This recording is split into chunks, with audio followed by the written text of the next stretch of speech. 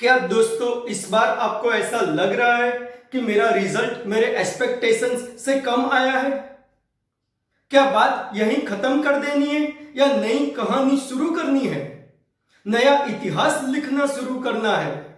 दोस्तों मुझे पता है ये कुदरत, ये भगवान, ये खुदा हर किसी को एक ना एक मौका तो जरूर देता है, जहां से वो स्ट्रॉन्गर, जहां से वो विनर, जहां से वो बिगर बन सकता है। वही मौका मैं आपके पास लेके आया हूं with life changing time table. एक ऐसा टाइम टेबल लेके मैं शीतल बारभाया आपके पास आया हूं जो आपकी पूरी लाइफ बदल देगा। दोस्तों ये टाइम टेबल ऐसा है जहां पर मैंने भगवान की प्रार्थना, खुदा की बंदगी को रखा है, जहां मैंने योगा को, जहां मैंने एक्सरसाइज को भी रखा है।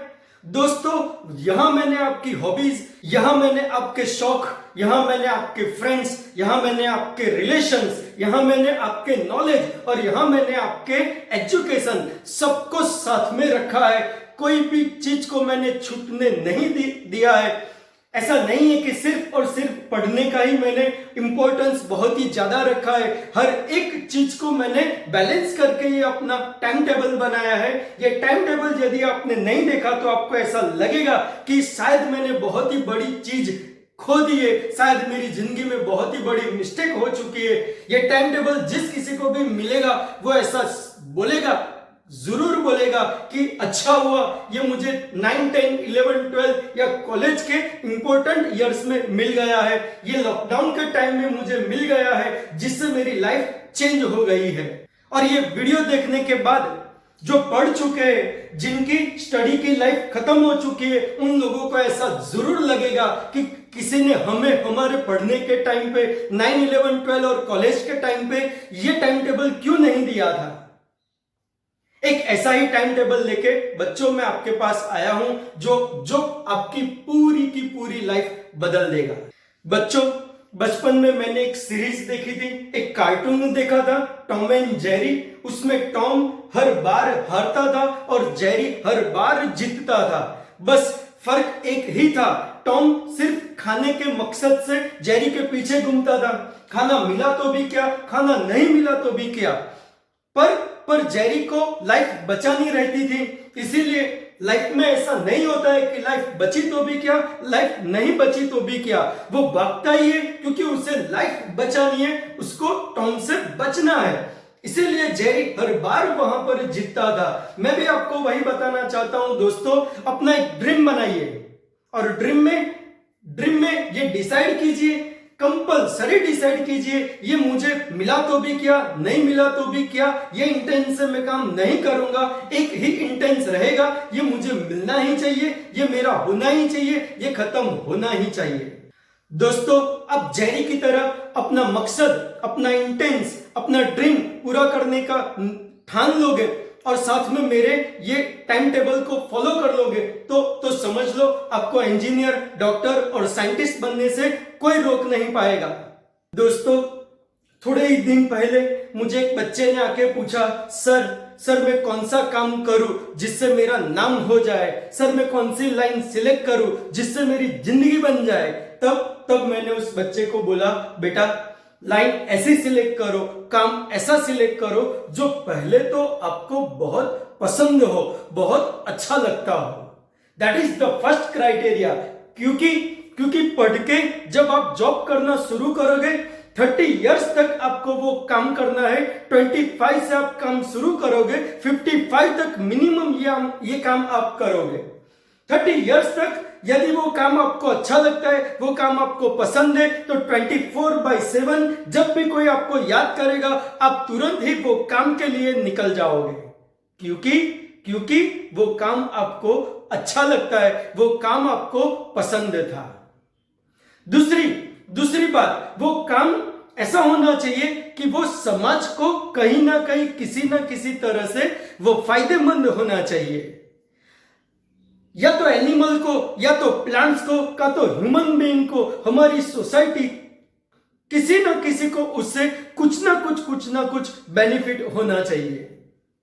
And the third thing is, शायद शायद उसके पैसे मिले या उसके पैसे ना मिले, उसकी चिंता नहीं करनी चाहिए। चिंता इतनी ही होनी चाहिए कि इसमें आगे प्रोग्रेस है, इसमें मैं आगे कुछ ना कुछ नया कर सकता हूं। 3 चीज होनी चाहिए। पहले तो काम पसंद होना चाहिए, दूसरा वो हमारे कुदरत को कहीं ना कहीं, ये सोसाइटी को, किसी ना किसी स्पीसीज को फायदेमंद होना चाहिए, और तीसरा उस काम में कहीं ना कहीं कुछ ना कुछ प्रोग्रेस होना चाहिए। समझ लो ये काम यदि शायद शुरुआत में आपको रुपया दे या ना दे, पर जब ऊपर वाले कुदरत को वो अच्छा लग जाएगा तो वो हजारों हाथों वाला है। जब वो देना शुरू करेगा ना तो आप गिनते थक जाओगे। किसी बच्चे ने आकर मुझे बोला था कि सर मुझे पढ़ना अच्छा नहीं लग रहा है। तब मैंने वो बच्चे को बताया था, बेटा किसी भी चीज को अच्छा लगाने से पहले उसको प्रेम करना पड़ता है। आप एजुकेशन को प्रेम करना शुरू कर दो। सुबह में मिनिमम 3 या 5 बार बोलना शुरू कर दो कि मुझे एजुकेशन से प्रेम है, मुझे एजुकेशन बहुत अच्छा लगता है, मुझे एजुकेशन से लगाव है, और ये अपना टाइम टेबल फॉलो करना शुरू कर दो। मेरे दोस्तों, मेरे स्टूडेंट्स, मेरे बच्चों, ध्यान रखो, मैंने ये टाइम टेबल में एजुकेशन के साथ साथ सभी चीजों का ध्यान रखा है, जैसे प्रेयर, जैसे एक्सरसाइज, जैसे योगा, जैसे म्यूजिक, जैसे आपकी हॉबीज, जैसे कि आपका फैमिली टाइम, हर एक चीज को मैंने यहाँ पर बैलेंस रखा है, और साथ में आपका एजुकेशन को प्रायोरिटी दी है। ये टाइम टेबल को यदि आपने फॉलो किया तो corona vacation is a golden opportunity for your education, ऐसा ही आपको लगेगा और श्योर लगेगा। दोस्तों, शायद आपको वो पता होगा, जब बाजीराव पेशवा का जन्म हुआ था तब किसी ज्योतिष ने आके उनको बोल दिया था कि ये बच्चा अल्प आयु है। तब उसकी माँ ने वो ज्योतिष को बोल दिया था कि मेरा बच्चा अल्प आयु है। तो क्या हुआ, वो 1 दिन में 2 दिन जिएगा और ये इतिहास में अपना कुछ ना कुछ नाम करेगा, और वैसा ही हुआ। उसने 1 दिन में 2-2 दिन की जिंदगी जीना शुरू कर दिया, और आज वो इतिहास में अमर हो चुके हैं। दोस्तों, यहां पर मैंने भी वही किया है। 2 दिन का काम, 2 दिन की जिंदगी मैंने 1 दिन में रख दी है, और उतने सरल वे में रख दिए, उतने इजी वे में मैंने ये प्रेजेंट कर दिए कि आप कर भी लोगे और आपको पता भी नहीं चलेगा। जैसे कि हमें दिन की शुरुआत करनी है 6 बजे से, 6 बजे अपना वेकअप हो जाना चाहिए। 6 से 6:30 बजे तक आप रिफ्रेश हो जाओ, देन 6:30 के टाइम पे अपनी एक प्रेयर स्टार्ट कर दो। प्रेयर में मैं ऐसा नहीं बोल रहा हूं कि आप किसी भगवान या किसी खुदा या किसी गॉड को आप याद करो। मैं बस इतना ही बोलना चाहता हूं कि आप कुदरत को याद करो, कुदरत को बोलो कि मुझे तेरी किसी स्पीसीज के लिए, ये सोसाइटी के लिए कुछ ना कुछ अच्छा काम करना है। कहते हैं किसी चीज को आप बहुत शिद्दत से काम में लेते हो तो पूरी कायनात आपके साथ लग जाती है, तो वो पूरा कुदरत आपको साथ देना शुरू कर देगा। और उसी कुदरत के साथ, उसी प्रेयर के साथ हमें अपनी रोज की शुरुआत कर देनी है। देन आफ्टर 3 दिन हम एक्सरसाइज करेंगे और 3 दिन हम योगा करेंगे। ऐसे ही 3 दिन हमारी एक्सरसाइज भी हो जाएगी और हमारा योगा भी हो जाएगा। ओके, देन 7:30 to 10, 50 मिनट, ये कोरोना का टाइम है। यहां पर आपके टीचर आपको रिकॉर्डेड वीडियो लेक्चर भेजते होंगे, तो वो लेक्चर्स आपको उसी टाइम पे देखने हैं। ओके, तो शुरुआत 7:30 से लेके 10 बजे तक आपको वो लेक्चर्स बहुत अच्छे तरीके से, या लाइव लेक्चर है तो लाइव लेक्चर्स आपको बहुत अच्छी तरीके से सुनने हैं। ओके, 10 से 10:30 बजे फिर आप रिफ्रेश हो जाओ। रिफ्रेशमेंट के लिए उस टाइम पे आप म्यूजिक को यूज कर सकते हो। जितना अच्छा म्यूजिक आप सुनोगे उतना ही इजीली आप रिफ्रेश भी हो जाओगे। देन आफ्टर 10:30 to 1:30 यानी 3 घंटे है। 3 घंटे में हमें क्या करना है, तो जो सब्जेक्ट हमने ऊपर लाइव लेक्चर या तो फिर रिकॉर्डेड लेक्चर देखे, वो लेक्चर को हमने टेक्स्ट बुक के हिसाब से कॉन्सेप्ट क्लियर करने हैं। उसके रिलेटेड टेक्स्ट बुक में वो टॉपिक को हमें पढ़ना है और वो कॉन्सेप्ट को हमें बिल्कुल क्लियर करना है तो पहली दफा हमने वीडियो देखा, दूसरी दफा हमने टेक्स्ट बुक को कॉन्सेप्ट क्लियर करने के लिए देख लेना है। Okay, clear. Then after 10:30 to 3 हमें लंच लेना है। लंच के बाद पावर स्नैप ले लेना है और ऐसे ही 6 बजे से 3 बजे तक का अपना एक दिन का लाइफ पूरा करना है। बच्चों, यदि आपने ये पावर स्नैप बहुत ही अच्छे तरीके से 45 मिनट तक का ले लिया तो आफ्टर दैट जो कुछ भी जितना भी टाइम है उतने टाइम में आप दूसरे दिन का काम कर सकते हो। उतने ही फोर्स से, उतनी ही एनर्जी से आगे का टाइम आप अपना अच्छे से पास ऑन कर सकते हो। देखो, अब 3 to 5 में हमें क्या करना है, जितना भी हमने वहां पर वीडियो रिकॉर्डेड लेक्चर देखे, लाइव लेक्चर देखे, उतना टेक्स्ट बुक में हमने कॉन्सेप्ट तो क्लियर कर ही लिए। फिर ये टाइम में हमें क्या करना है, तो टेक्स्ट बुक जो मिलती है, जो अपने पास रहती है, वो टेक्स्ट बुक को आप ले लो। टेक्स्ट बुक में वो पॉइंट जो भी आपने पढ़ा है उसको आप वहां हाइलाइटर से हाईलाइट कर दो। जैसे कि आपके पास ये पॉइंट है तो ये पैराग्राफ है, ये पैराग्राफ में आप specially yellow colour, fluorescent yellow colour जो दिमाग में एनर्जी शुरू कर देता है, वही येलो कलर से आप वो हाईलाइट करना शुरू कर दो। फिर जो पॉइंट आपने हाईलाइट किया है वो पेज के साइड पे या पेज के अपर पोर्शन पे आप लिखना शुरू कर दो कि ये पेज का सबसे इंपॉर्टेंट पॉइंट है, ये कीवर्ड है, ये की फॉर्मूला है। वो काम आपको कंपलसरी करना है बच्चों। ओके, वो काम करने के बाद आपको जो कुछ भी फॉर्मूला अच्छी लगती हो, जो सर ने आपको बताया कि ये मेन पॉइंट है, वो मेन पॉइंट, वो फॉर्मूला, वो डायग्राम, वो चीज जो नीट में, जेईई में आने वाली है, उसको आप डे 1 करके यहां पर लिखना शुरू कर दो। एक पेज ऐसा बना दो जहां पर 4, 4, 8 और पीछे वाले 8 टोटल मिला के 16 फोल्ड्स हो और हर फोल्ड में आपको एक दिन का अपना फॉर्मूलाज, अपना डायग्राम, अपने इंपॉर्टेंट पॉइंट लिखना है। ऐसे करके आपको 16 डेज का इंपॉर्टेंट फॉर्मूला, डायग्राम, हार्ड चीज सब कुछ आपके ये लाइक हाथ में आ जाएगी, जिससे लेकर आप घूम सकते हो कहीं ना कहीं, कभी ना कभी इसको आप पढ़ सकते हो। ये आपको अब काम नहीं लगेगा, ये आपको कब काम लगेगा वो मैं आपको बाद में बताता हूं।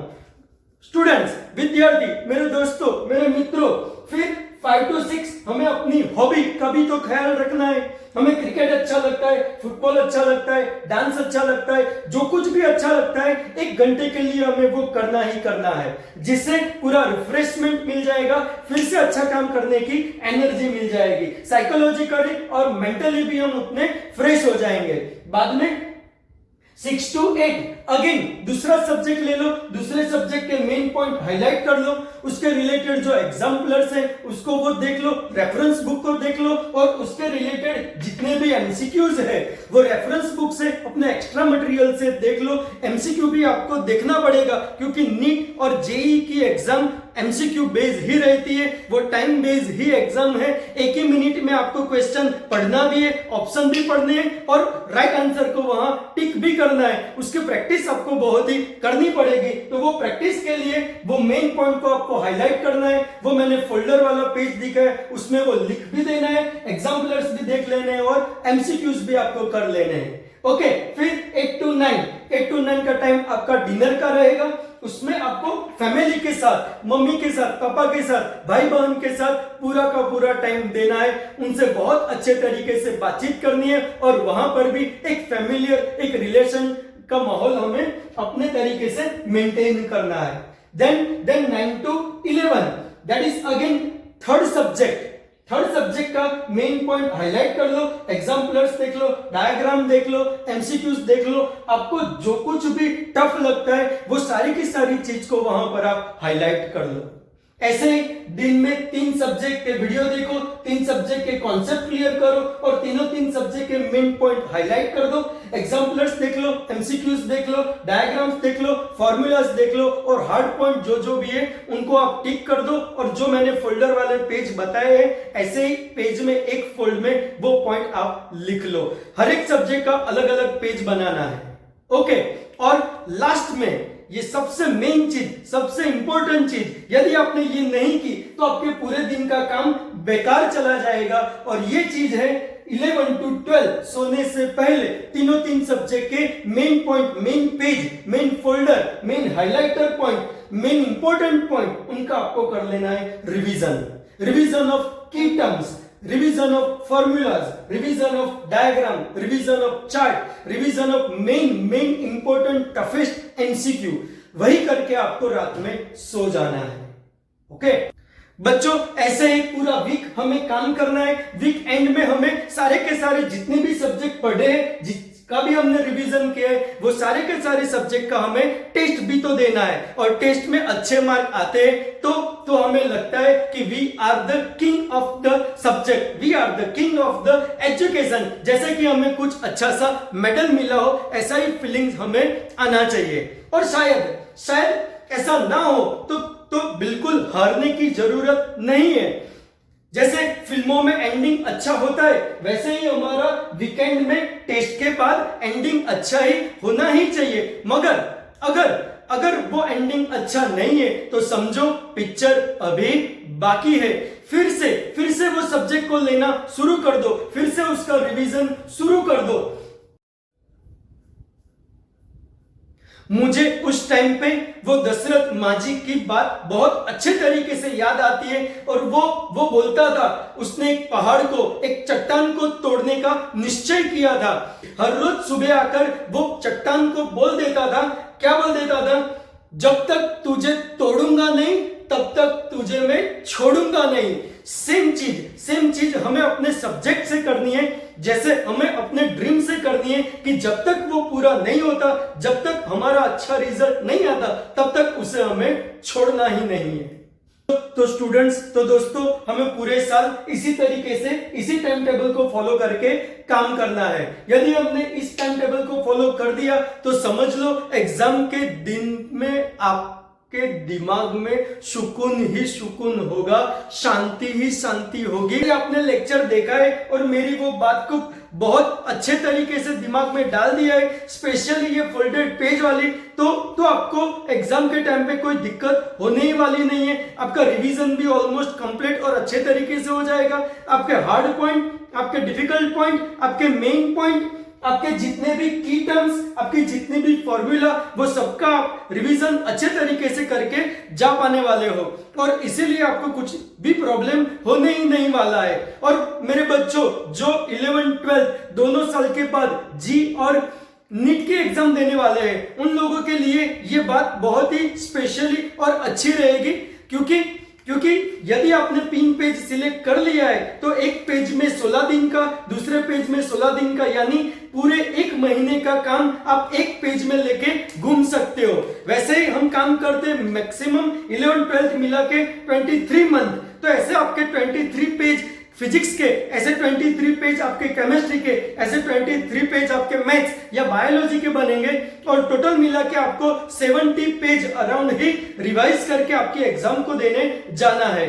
और इतने पेज करके आप एग्जाम देने जाते हो तो आपका कॉन्फिडेंस अलग ही लेवल का रहता है। आपका रिवीजन हो चुका है, इसीलिए आपका पावर भी, आपकी एनर्जी भी, आपका कॉन्फिडेंस भी कुछ अलग ही तरीके का रहता है। और बहुत ही अच्छे तरीके से आप अपने एग्जाम क्लियर कर पाते हो, क्रैक कर पाते हो और बहुत ही अच्छे तरीके से अच्छी यूनिवर्सिटी में एडमिशन ले पाते हो। So please be discipline for the year, for the 2 year. जिनको जो लागू होता है वो उनको समझ लेना है, पर बी डिसिप्लिन। जो टाइम को समझ लो बच्चों, इंपॉर्टेंस नहीं देता है, टाइम भी उसको इंपॉर्टेंस नहीं ही देगा। तो अपने टाइम को बहुत ही इंपॉर्टेंट दो और टाइम टेबल के हिसाब से अपना काम शुरू कर दो। ओके, लास्ट में दोस्तों सिर्फ इतना ही कहना चाहूंगा कि यदि मेरा लेक्चर आपको पसंद आया है तो प्लीज उसे लाइक कीजिए, प्लीज अच्छे से कमेंट दीजिए और हो सके उतने स्टूडेंट तक उसको शेयर कीजिए। ओके।